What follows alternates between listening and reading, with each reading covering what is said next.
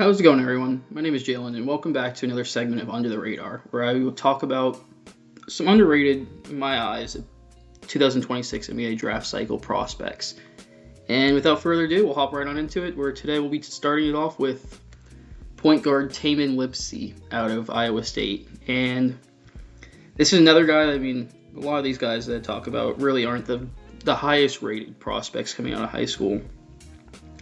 It's no different here with Tamin. Ranked 192nd coming out of the 2022 high school class. And obviously, I think that's a little bit too low now looking at it. This is the guy that really, just looking at him stature-wise and just build-wise, isn't really the greatest or standout-looking athlete. But he works harder than pretty much every single player that has played, a minute of college basketball this season. I think that's exactly why I have him personally translating to the NBA. He reminds me a lot of a guy like Fred VanVleet, where he's kind of this undersized point guard. Really scrappy, has really good hands defensively. Has really good steal numbers too, and I think that's definitely going to translate to the next level. He's a really smart playmaker. Has good assist to turnover ratio, didn't turn the ball over a lot in college, and I think one of these undrafted point guards, I think they're definitely going to lead to being a great role-playing backup point guard for some team, and then maybe even a starting level player come eventually some part of their career. But this is a guy that is, like I said, with the steal numbers, is really, really, really consistent defensively. This is the guy that put up 314 steals, as you can see down there. A little preview, he was pretty much just one of the best steal number guys, I guess, if you want to label it that way. He led the Big 12 in steals a lot during his career. He was the steal champion in 2024 and 2026. I think he finished maybe 7th his freshman year in 2023, and then I think he was top 4 his junior year, something around there. Ridiculous. This is the guy that just gets his hands on a lot of deflections, a lot of balls, a lot of just makes it a lot of disruptions on the defensive end. And I think if you tie that in with his elite work ethic, like I said, this is a guy that, in Ames, Iowa, they call it Tamin plays. This is a guy that just, a lot of those plays that he makes aren't really going to show up in the stat sheet, whether it's diving on the floor or a hustle play or a back tip to somebody else or an extra pass, hockey assist essentially to someone else. A Tamin play. I think he's made a lot of those plays, obviously, for it to be labeled that, and I think he's going to continue to make those plays in the next level, in the NBA, whatever team ends up getting him. I feel like I said, it's very comparable to Fred VanVleet, and I think there's going to be some team that just gets a steal here, essentially, with him, with his defensive instincts. It's a guy that's a really great leader, I feel like. Obviously stayed with Iowa State for those 4 years, so he shows some loyalty. He's from Ames, Iowa. He's a hometown kid, basically. I really like his game a lot. It's not really anything too flashy. Not really the greatest three-point shooter. He's just a hard worker. He's a defensive guy. Like I said, he's smart. He's not going to turn the ball over. And I think that's really all you're going to want an undrafted point guard here. Is what I feel like. Maybe he does get enough. He does play well enough in the Combine and maybe the Portsmouth Invitational and stuff like that, but I think maybe get into the second round. But I think this is definitely going to be a guy that's undrafted. Probably going to make a name for himself come the summer league. Somebody's in their training camp and definitely got ride from him from there. We'll touch on some of these numbers here. It's all Big 12 defensive team, pretty much the entirety of his career from his sophomore to the senior year. He's all defensive team. His sophomore year a little bit weird, and he was first team that year. He was second team his senior year, and I think third team his junior year in 2025. And then all Big 12 freshman team, obviously, there is his freshman year. Just well-decorated player in the Big 12. I think a lot of teams are really happy that he's gone now, but just problematic. He's had averaged 2 steals a game every single year that he was there in college.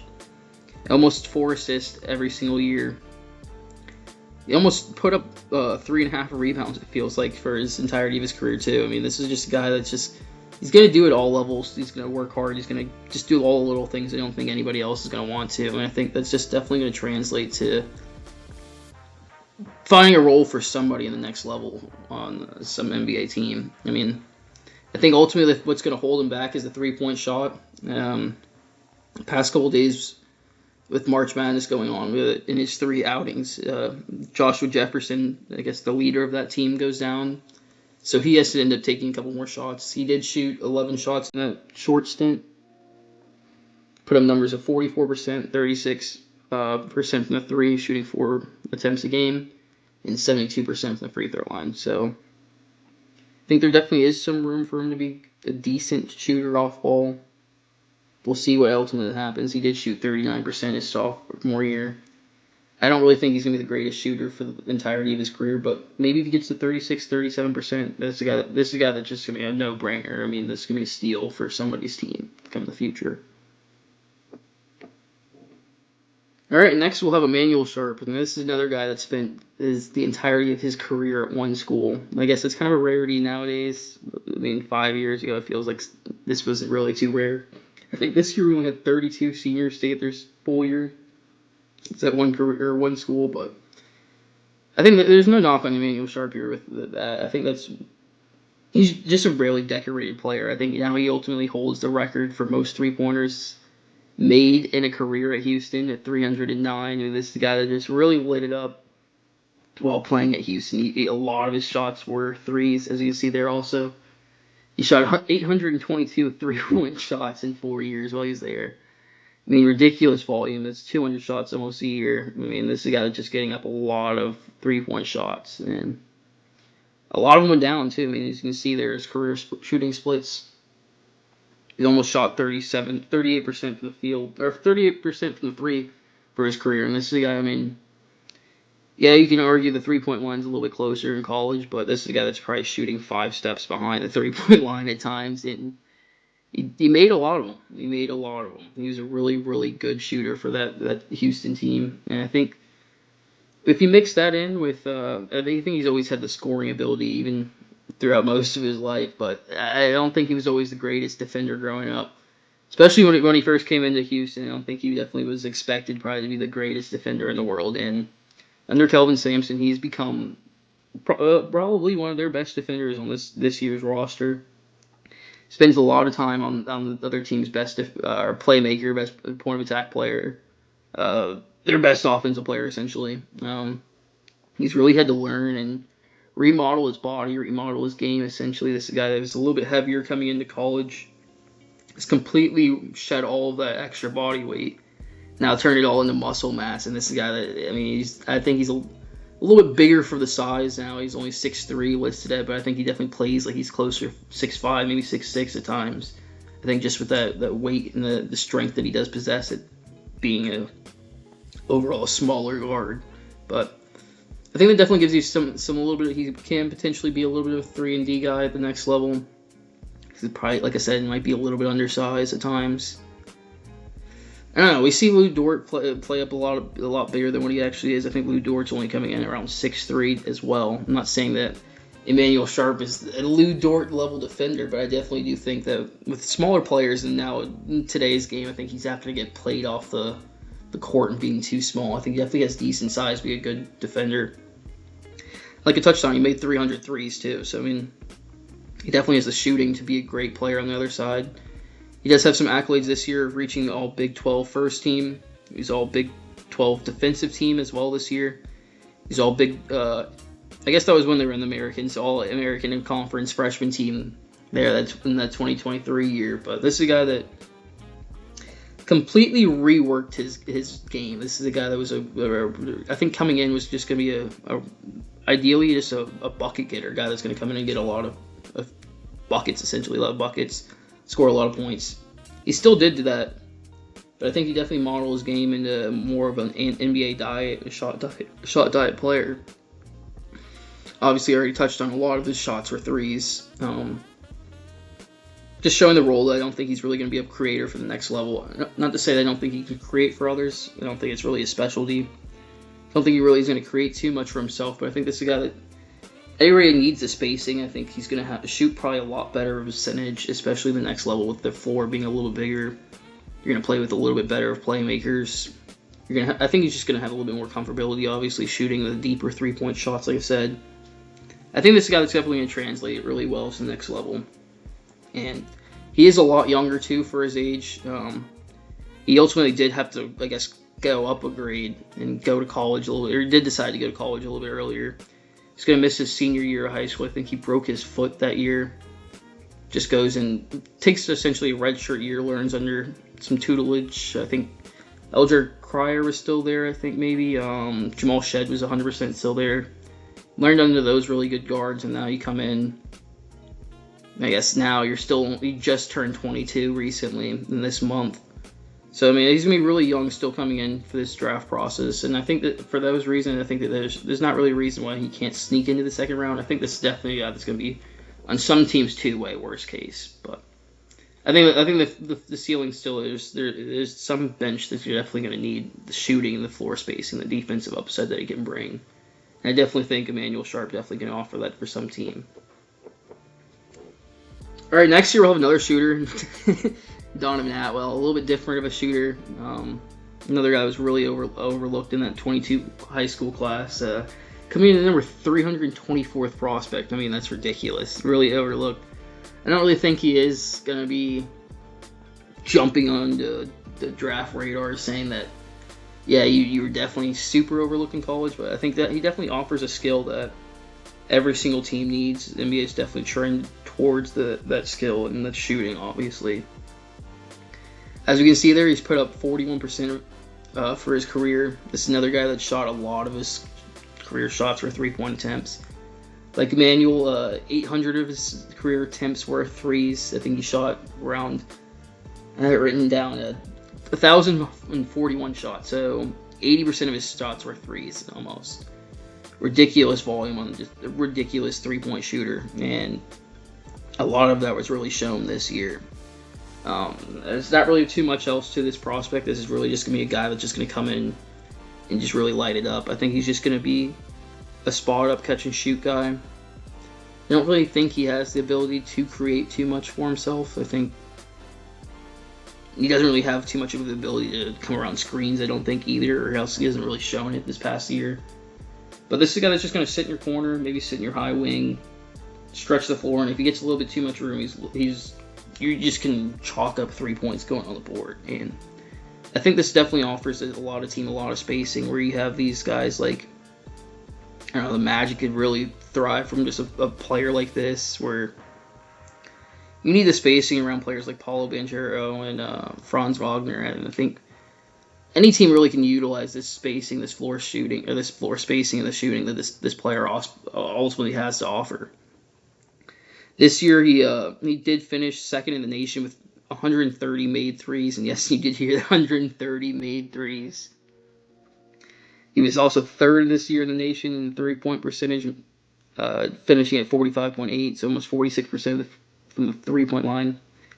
50% of the time he's shooting a three, he's going up, and I think he took 8 of them this year, so do the math. I think he made 3.2 threes a game, somewhere around there, 2.8, somewhere around there, Made a lot of threes this year. And in the past couple of years, I think the Southern Conference, I think that's SoCon. Yes. He had a couple of years where he was obviously leading that conference and shooting it. I think a lot of that was just, he's just a really good shooter. I mean, there's not really too much else I really can talk on. He's a really consistent shooter. He's made 341 of them in his career. I mean, this is a guy that I think any team's going to want that floor spacing in. I think we've really started to see it a lot more in a higher level this year at Texas Tech, where you're playing with two great offensive talents in Christian Anderson, as well as JT Toppin, before he unfortunately goes down with injury. And with that volume, and I mean, it's a lot less of a level, I guess, of level of basketball with that gravity for those two players. You see that you help off of them a little bit whatsoever. You have this guy where he's shooting 50% from the three-point line. So, I mean, if you translate that to, I think, some better offensive talents in the NBA, some better people with some higher gravity, I think this guy is definitely going to be on some type of bench, definitely a three-point shooter for somebody. I have it written down maybe like a Armani Brooks, Terrence Williams is actually kind of an interesting one, a little bit older lefty guy. I think he definitely has some upside. Probably gonna be a G League guy, to be honest with you, though. I mean, I definitely can see a world where he definitely maybe sneaks into somebody's bench in the future. Then continuing on, I'll have Pierre Jr. out of SMU, and this is a guy that he spent a little bit longer in college this year. I think it's the first time we've had to see the post grad line in this graphic. This guy that was coming in unranked out of the 2020 high school class, and yes, you heard that he did spend what was 6 years in college, but I don't think that's gonna be pretty common. I feel like in the next coming years. I mean, we're getting away from the COVID year, but I feel like rules are just gonna be changing. That people are definitely gonna get 5 years now, or it's gonna be just a lot more common. But this is a guy that definitely came in for his 5 years that he did play. He put up a lot of numbers. He was scoring really efficiently. Not really the most efficiently, I guess. Well, I guess in his later years, the first 3 years were kind of rough, but this guy became a really efficient scorer by the time he got to Jack State, as well as SMU this year, where he had, I think his best year of college. Really fun player. This guy that's really super athletic. This guy that just can almost just jump out of the gym. Really, I think he's had maybe 3 or 4 ESPN top 10 highlight dunks this year. I think he's dunked on his teammate one of them. I mean, this guy just has some ridiculous offense, or just some ridiculous athleticism. I think he definitely uses that a lot on the offensive end when we see him play here. This is a guy that's probably going to play a lot off the ball. Not really going to be expected to create too much for others, but attacking closeouts, I think, and attacking just off the swings and just throughout normal offensive possessions. I think this is a guy that, well, like I said, with the athleticism, just going to be a nightmare for some defensive matchups, essentially. I think in the transition, he's going to really thrive, and he's been a really good athlete. It's going to be a lob threat. I mean, this is a guy that definitely is going to be a top percentile type of athlete in whatever level of basketball he's going to be playing at, whether it's the NBA or overseas or G League, whatever. I think this definitely is going to be one of the better athletes at any facet of the level of basketball. And I think once you get this guy in the open floor, as so signs at SMU this year, we saw a lot of crazy dunks, a lot of highlight plays, and I think that's definitely going to continue if he does ultimately make it to an NBA roster this year. And I think he definitely can also then pair that up with, he's been a really decent shooter this past couple of years. I believe he has a really nice form. Numbers really ultimately aren't going to support that because of the first couple of years he did have in college, where they were a little bit more rough, where he shoot, I think, sub 40% for the field for those first 3 years. I mean, it is what it is now. I mean, this is a guy that's going to be coming in, I think, 24 by the time he's going to be drafted, or most likely undrafted. But he's definitely refined his game. He's a really efficient scorer now, where he's going to play really well off of your lead ball handler. Like I said, he's very capable of taking that catch-and-shoot three-point shot. He's capable of getting down to the hill and getting to the basket. He's a lot stronger than a lot of people, and he's going to blow by or just push people out of the way, it feels like. I think he definitely uses his athleticism, too, to be problematic on defensive end. Just be a playmaker on the defensive end and just blow up a lot of things. Kind of take people off their spot. Just be really physical. And I think that's definitely going to translate to the next level, where he's not going to just be out physical to the next level, and not going to have to take the couple years to earn that physicality from what we're going to see from a lot of these wings and forwards at this next level. But I really do think he's a decent prospect here. I ultimately don't think he's probably going to get drafted, but I think he definitely has the skills with the size, the three-point shooting ability, ultimately athleticism. I haven't written down here, I have him comped as like a Gerald Green. I think he's really that level of athlete. I think the three-point shots really started to come along recently, and I think it's going to be really interesting to see what team gets him. I think probably with the Clippers would probably be somewhere I can see him fitting in. Maybe with Celtics. Probably the Miami Heat, too. I think those are 3 teams that I think would be really interesting. I'm really personally interested to see what's going to happen with the rest of Jaron Pierre's career.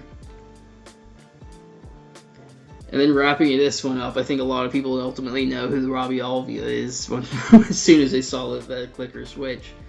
But this is another guy that's coming in, really overlooked coming into out of the 22 high school class. This is the number 60th ranked center, so not ranked really by anybody on 24/7 Sports. He's the number 60 ranked center. I mean, crazy stuff when you see this guy.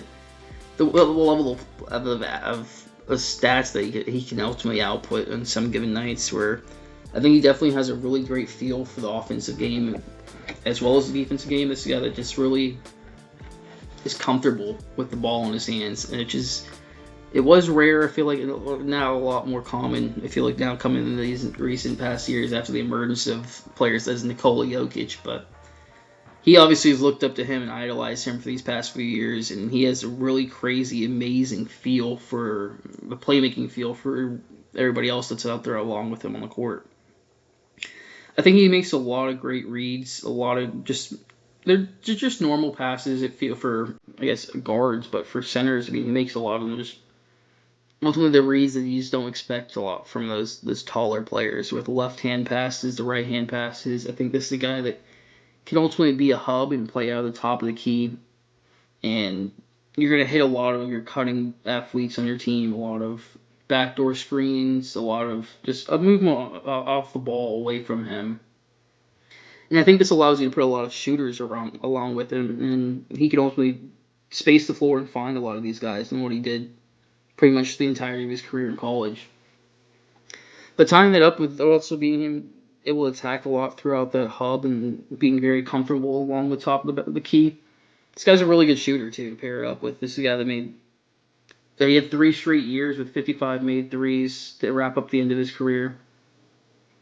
This guy that shot 41% from 3 this senior year, and this is a guy that's just he's a really well-rounded player. I mean, I'll throw out the loose term of a unicorn, I guess, essentially. He's not really. I don't really think he's going to stick too long in the NBA, personally. I think this definitely could be a bench guy. Maybe he can play a little bit flex down, play a little bit of a power forward.